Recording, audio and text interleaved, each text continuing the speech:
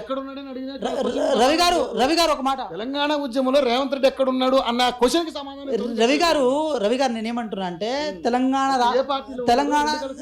చెప్తా వినండి, తెలంగాణ రాష్ట్ర మరి ఆ రెండు కళ్ళ సిద్ధాంతంలో ఉన్న పార్టీలందరూ కలిసి ఇప్పుడు వాళ్ళ పార్టీలో ఉన్నారు కదా. మరి ఇప్పుడు ఈయన ఏ పార్టీ పెద్ద మనిషి? ఈ కేసీఆర్ గారు ఏ పార్టీ నుంచి వచ్చిర్రు? వాళ్ళ కొడుకు పేరు పెట్టుకున్నారు కదా, ఎన్టీఆర్ గారి పేరు, గౌరవ పెద్దలు స్వర్గీయ ఎన్టీ రామారావు గారు పేరు పెట్టుకున్నారు కదా, బయట చెప్పుకున్న సందర్భాలు కూడా ఉంటాయి కదా.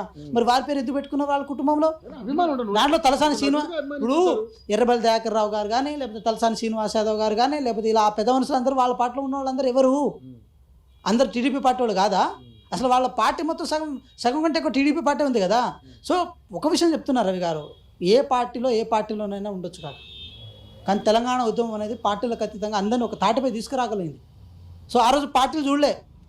మీరు చూడండి ఒకసారి 2009 నుంచి 2014 సినారియోలో ప్రతి తెలంగాణ పౌరుడు పార్టీలకు అతీతంగా ఒక సిపిఎం పార్టీ తప్ప, సిపిఎం పార్టీగా తెలంగాణ ఉద్యమాన్ని వ్యతిరేకించింది తప్ప మిగతా పార్టీ నాయకులు ఎవరైనా తెలంగాణ జ్యూరిడిక్షన్లో ఉన్న వాళ్ళందరూ తెలంగాణకు సపోర్ట్ చేసిరు.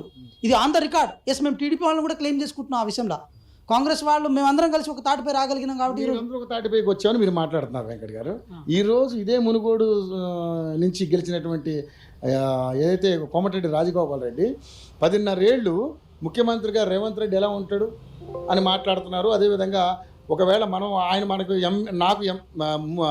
మినిస్టర్ ఇవ్వకపోతే ముఖ్యమంత్రిని అయితే అని మాట్లాడితే పరిస్థితికి వచ్చిందంటే ఎంత వ్యతిరేకత ఉందో ఆయన మీద అనేది మీరు అర్థం చేసుకోవాలి. రవి గారు ఒక విషయం చెప్తున్నా చూడండి, తెలంగాణ రాష్ట్రంలో 10 సంవత్సరాల పాటు ముఖ్యమంత్రి అవుతా అని చెప్పే దమ్ము కాంగ్రెస్ పార్టీలో ఉంటుంది.